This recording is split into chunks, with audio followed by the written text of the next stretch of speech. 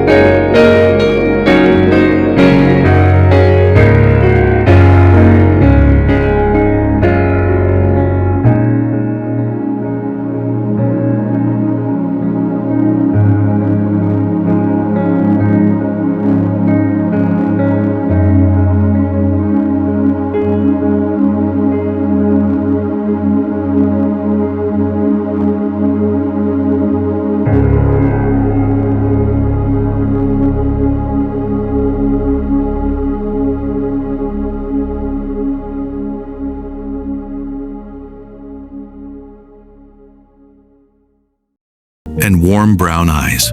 In her hands was a brown paper bag. She held it out toward him. "Take it." Elijah frowned. "What is it?" "Lunch." His pride immediately kicked in. "I don't need charity." The girl rolled her eyes. "Really? Because your stomach just argued with that statement." Despite himself, Elijah almost laughed. "Almost. I can't pay you. I'm not asking you to." He stared at her. "Why are you doing this?" She shrugged. "Because you're hungry." The simplicity of her answer caught him off guard. No pity, no judgment, just a fact. He slowly accepted the bag. Inside was a turkey sandwich, an apple, a chocolate chip cookie, and a bottle of juice. For a moment, he simply stared. It looked better than anything he'd eaten all week. "Thank you," the girl smiled. "My name's Maya. Eliach. Nice to meet you, Elijah." As she walked away, Elijah looked down at the sandwich and realized something strange. For the first time in weeks, he felt seen. The next day, Maya appeared again. And the day after that. And the day after that. At first, Elijah thought it was a coincidence. Then he realized she was doing it intentionally. Every day, she saved part of her lunch and brought it to him. Finally, he asked the question that had been bothering him. "Why do you keep doing this?" Maya sat beside him on the crate. "My parents own a diner." So? "So my mom says nobody should eat while knowing someone nearby is hungry." Eliach stared at her. "That's it? That's it. You don't even know me." Maya laughed. "Then tell me about yourself." And somehow, that simple conversation changed everything. Over the next few months, they became inseparable. Every afternoon after school, they met beneath an enormous oak tree overlooking the river. It became their place, their sanctuary, away from judgment, away from problems, away from reality. Maya talked about becoming a teacher someday. She loved helping people learn. She loved seeing confidence grow in others. Elijah listened carefully. Whenever she talked about the future, her entire face lit up. "What about you?" she asked one evening. "What do you want?" Elijah stared at the river. "I want money." Maya laughed. "That's not a dream. It is when you've never had any." Her smile faded. He continued, "I don't ever want my sister to be hungry again." He picked up a small stone and threw it into the water. "I don't want to worry about rent." Another stone. "I don't want to see my mom cry when she thinks nobody's watching." Maya quietly listened. "I want enough money that nobody I love ever has to struggle again." For a moment, neither spoke. Then Maya nodded. "That's actually a pretty good dream." The weeks became months. The friendship deepened into something neither of them fully understood. Whenever Maya smiled, Elijah's heart raced. Whenever Elijah was late, Maya worried. Neither dared say it aloud, but everyone around them could see it. One evening, as the sun painted the sky orange and gold, Maya sat with her feet dangling from the riverbank. "You know what scares me?" Elijah looked at her. "What?" "Growing up." He laughed. "Everybody grows up." "I know." She hugged her knees. "But what if everything changes?" Elijah thought about that. Then he looked at her with a seriousness she'd never seen before. "Some things won't." She raised an eyebrow. "Like what?" He took a deep breath. "Like us." Maya felt her cheeks warm. The wind gently rustled the leaves above them. Elijah stood and faced her. "One day," he thought, "one day I'll have something worth offering. Not now, but someday. I have a promise." Maya smiled. "That sounds serious." "It is." "What kind of promise?" Elijah looked directly into her eyes. "One day, I'm going to be rich." She burst out laughing. "There it is.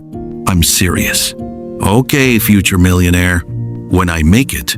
His voice suddenly softened. "I'm going to come back." Maya's laughter faded. The air seemed to stand still. "And then?" Elijah swallowed hard.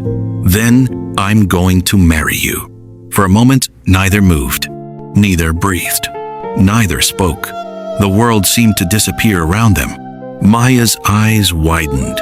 "You mean that?" Every word. She stared at him, trying to decide whether he was joking. He wasn't. Finally, she extended her hand. "Promise?" Elijah took it. "Promise." Their fingers intertwined. Two teenagers. Two impossible dreams. One promise. Neither of them knew that life was about to separate them in ways they could never imagine.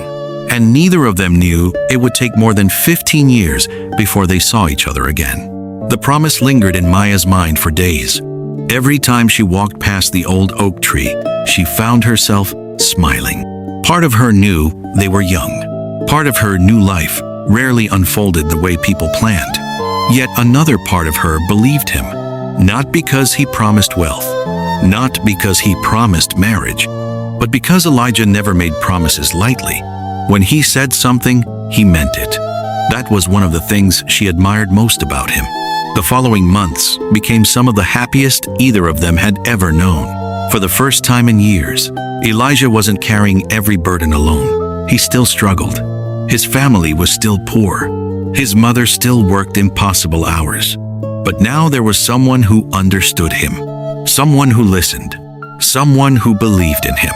One evening, Maya convinced him to visit her family's diner after school. The smell of fresh bread and homemade soup filled the room. Customers laughed while old country music played softly from a radio behind the counter.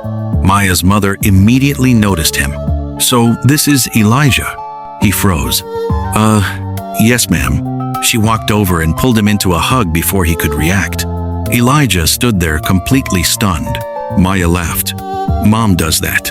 Her mother stepped back. "Any friend of my daughter is family." Family.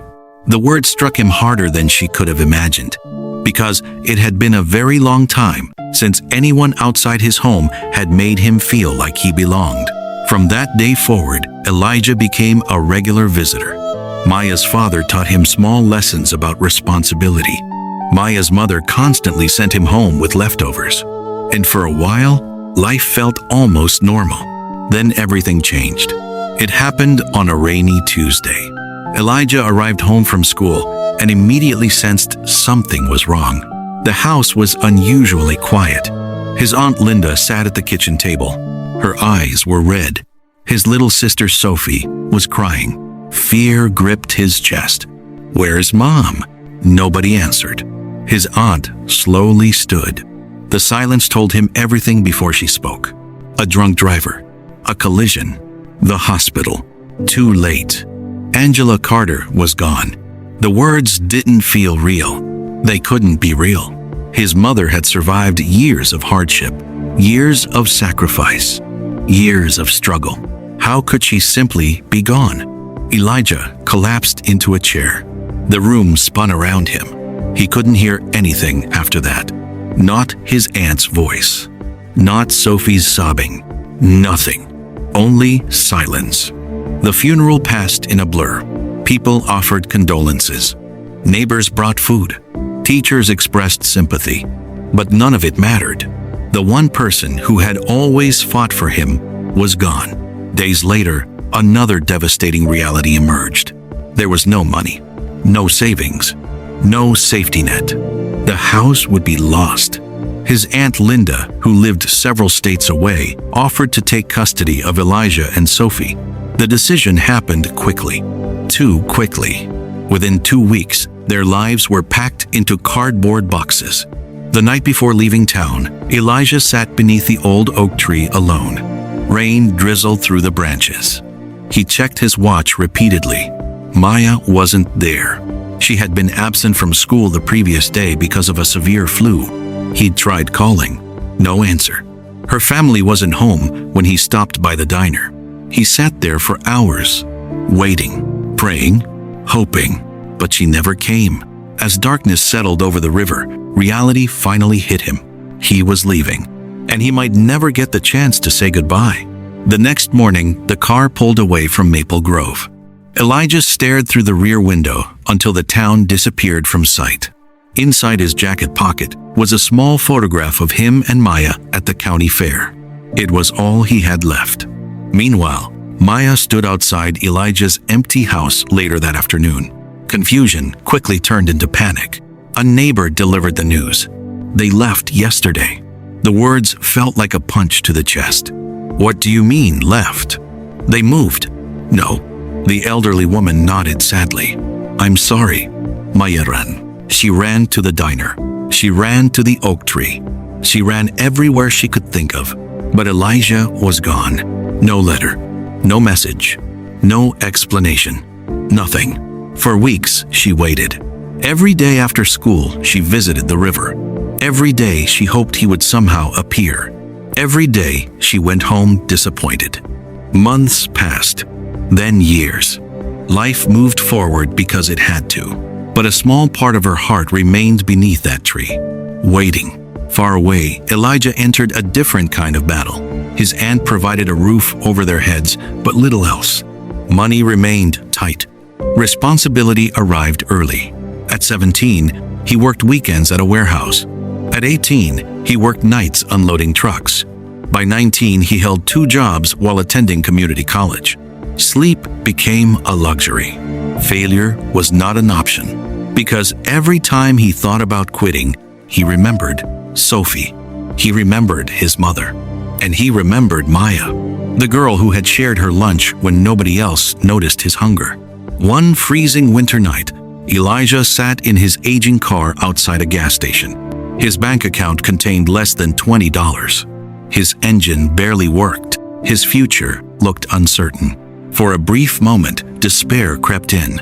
Maybe the dream was impossible. Maybe some people simply weren't meant to succeed. Then he opened his wallet. Inside was the faded photograph. Maya smiling beside him at the county fair. The edges were worn. The colors had faded. But her smile remained. And suddenly he heard her voice in his memory. "I believe in you." 3 simple words. Enough to keep him going. Years passed. College eventually led to a small office job. The office job led to opportunities. The opportunities led to experience. And experience revealed something important. Elijah noticed problems in the transportation industry that larger companies ignored. Inefficiencies, delays, waste. He spent nights studying business strategies, weekends developing ideas. Friends thought he was obsessed. Maybe he was.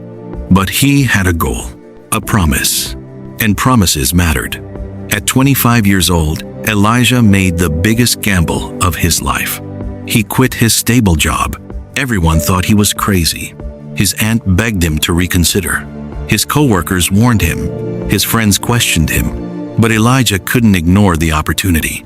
Using borrowed money and every dollar he had saved, he launched a tiny logistics company. The first year was brutal. Clients rejected him. Contracts disappeared. Bills piled up. More than once he considered giving up. Yet somehow he kept pushing forward. One customer became 2. 2 became 10. 10 became 50. Slowly, impossibly, the business began to grow. One afternoon, years later, Elijah stood inside a sleek corporate office overlooking the city skyline. Employees filled multiple floors. Revenue had reached levels he once thought impossible. A magazine interviewer smiled across from him. "What's your secret?" Elijah thought carefully. The reporter expected a business answer, a strategy, a formula, a success principle. Instead, he looked out the window and remembered a hungry boy sitting behind a grocery store. Then he remembered a girl carrying a brown paper bag. His answer surprised everyone. "Never forget the people who helped you before you had anything." The interviewer blinked. "What do you mean?" Elijah smiled. "You'd be amazed how far gratitude can take a person." That evening, after the interview ended, Elijah returned to his office. His assistant handed him a stack of documents. He signed them absent-mindedly. Then something caught his eye. An old photograph sitting inside his desk drawer. Maya. For nearly 15 years, he had carried that picture. For nearly 15 years, he had searched periodically for her. But Maple Grove was a small town. People moved. Records changed. Information disappeared. The trail always went cold. Until that day. Because waiting on his desk was a report from a private investigator. And printed near the top of the page was a name he had never stopped looking for. Maya Johnson. His hands trembled as he opened the file. After 15 years, he finally knew where she was.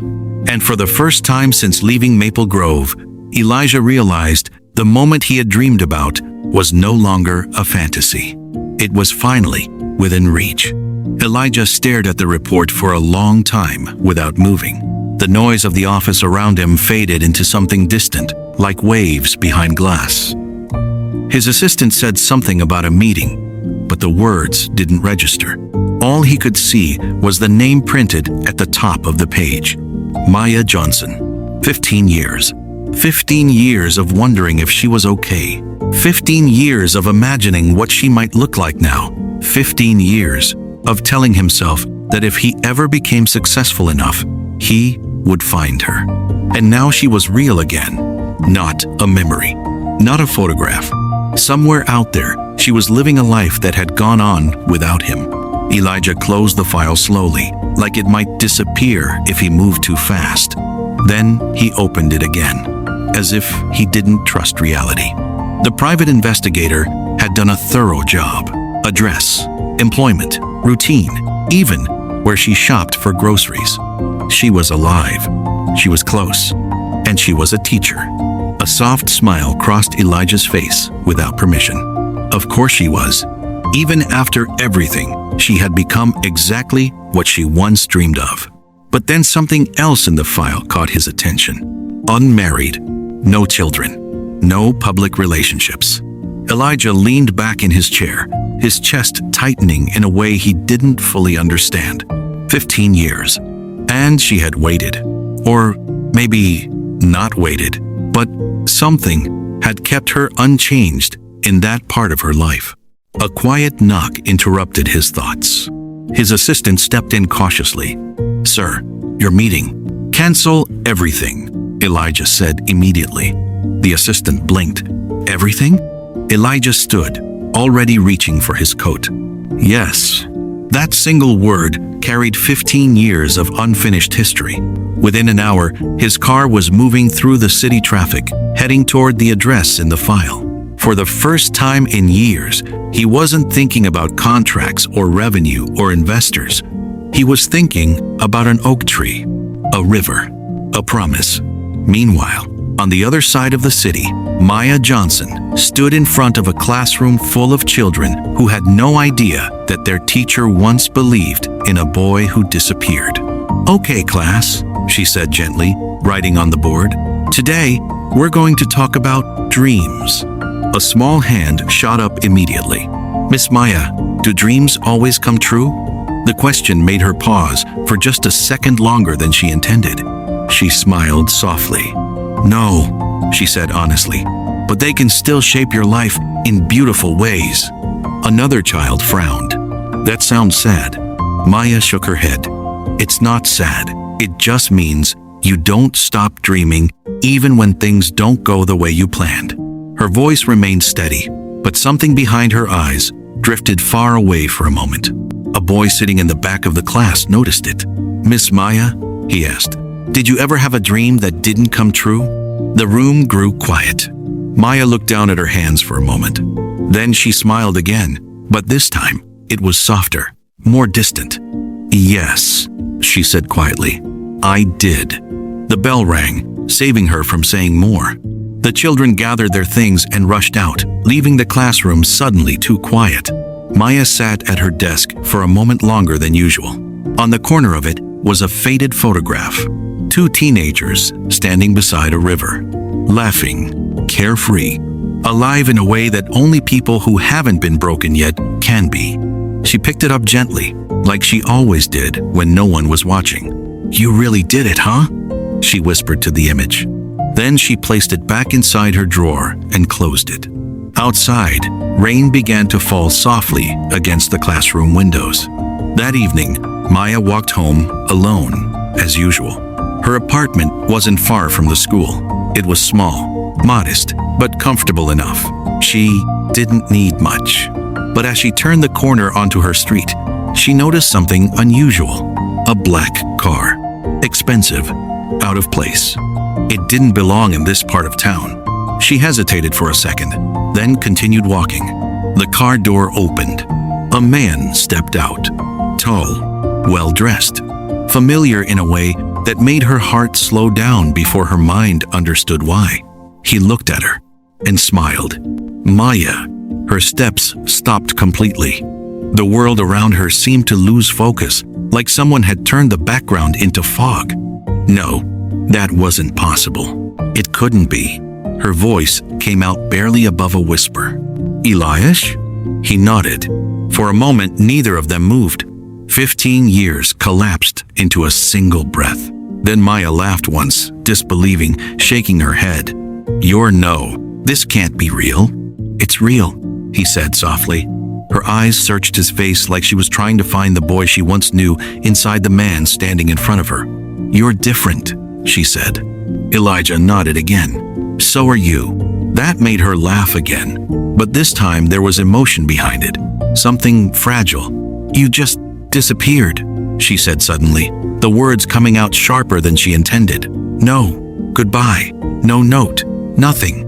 Elijah's expression changed instantly. "I didn't have a choice." "You always have a choice," she replied. Silence fell between them. The rain grew heavier. Finally, Elijah spoke. "I lost my mother," he said quietly. Maya froze. His voice didn't waver, but something inside it carried weight, and years of it. There was no time to explain anything. "I was taken away. Everything happened so fast." He paused. "I looked for you, for years." Maya looked away. 15 years, Elijah. "I know. That's not something you just fix with a conversation." He stepped slightly closer, his voice softer now. "I'm not trying to fix it in a moment." A beat passed. I needed you to know I never forgot." Maya's eyes flickered back to him. "That's a dangerous thing to say," she whispered. "Why?" "Because people say that when they want to undo the past." Elijah shook his head slowly. "I don't want to undo it." He took a breath. "I just want to understand if there's anything left of what we had." The question hung in the air like a weight neither of them could avoid. Maya looked at him for a long time. Not at the man he had become, but at the boy he used to be. The boy who promised her something impossible. The boy she never truly stopped remembering. Her voice softened. "You really came back?" Elijah nodded. "I told you I would." Something broke in her expression then. Not sadness exactly, more like something carefully held together, finally loosening. "I thought life would make me forget you," she admitted. Elijah didn't interrupt. "But it didn't," she continued. "It just made me quieter about it." The rain fell between them. Neither moved closer. Neither stepped away. Just two people standing at the edge of everything they used to be, and everything they might still become. The rain continued to fall as they stood there, neither quite ready to end the conversation. For years, both of them had imagined this moment. Yet now that it had finally arrived, neither knew exactly what to say. Some reunions happen with dramatic speeches. Others happen with silence. This was one of those. Finally, Maya glanced toward her apartment building. "Would you like some coffee?" Elijah smiled. "I'd like that."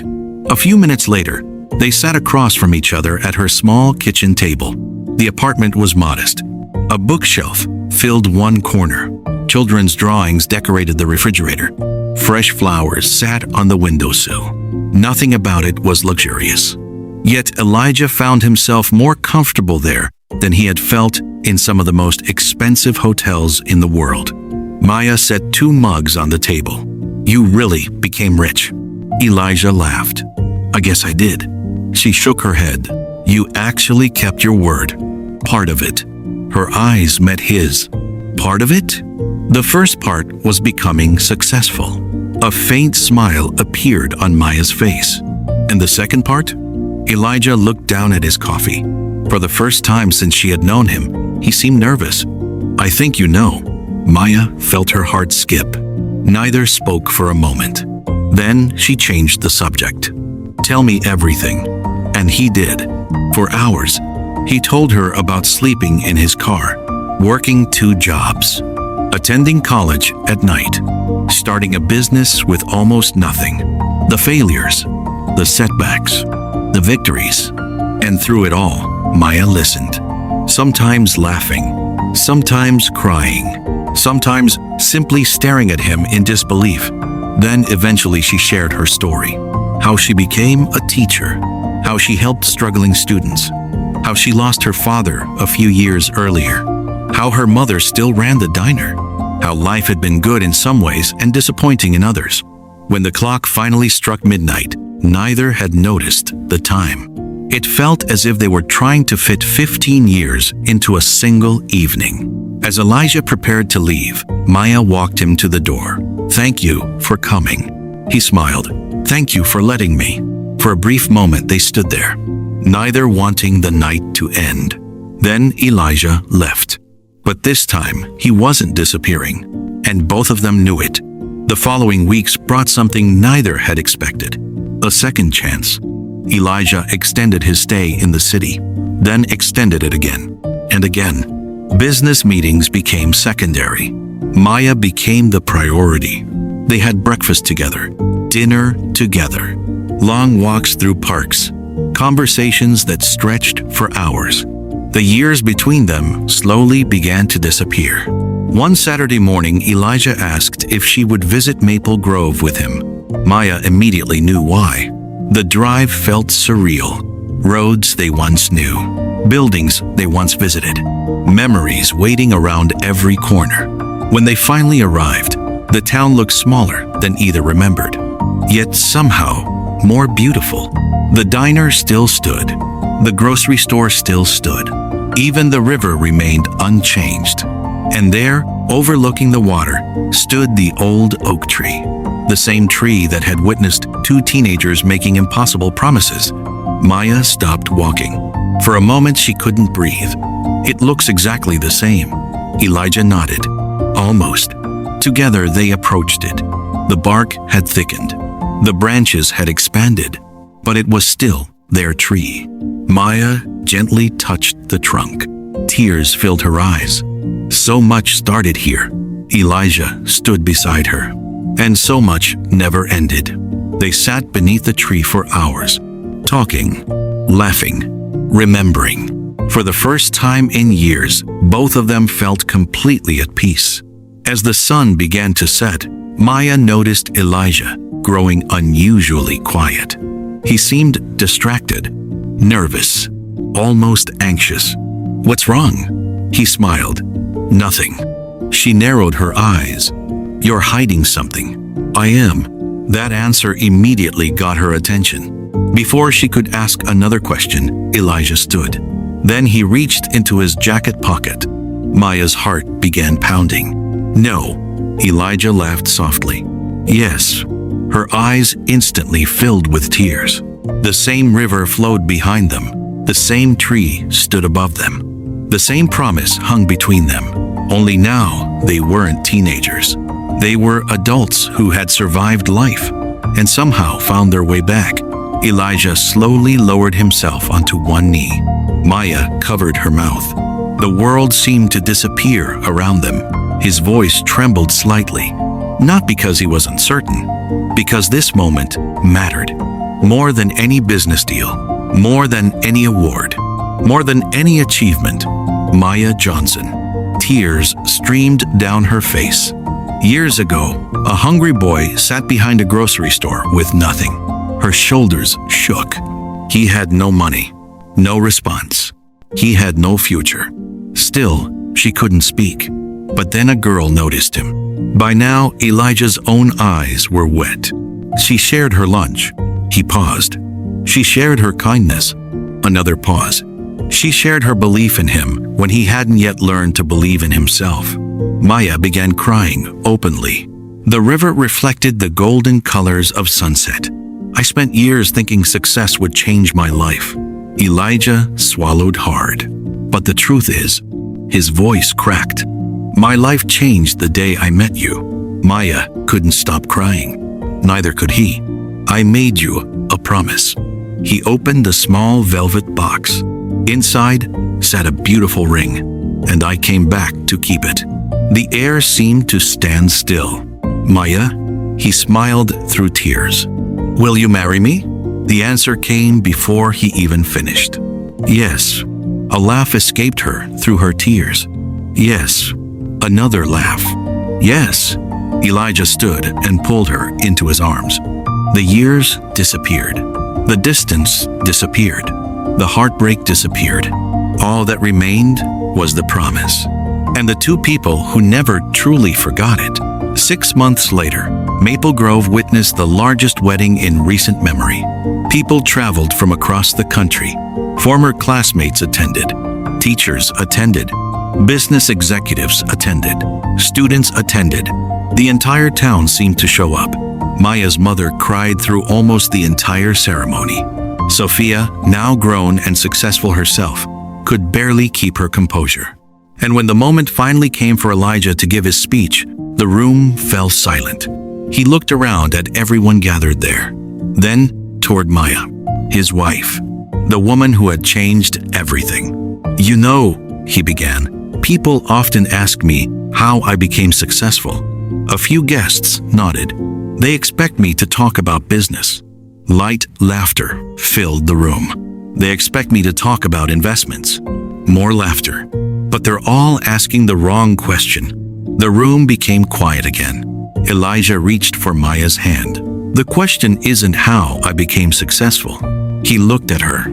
"The question is, who helped me become the person capable of success?" A tear rolled down Maya's cheek. "When I was 16 years old, I was hungry."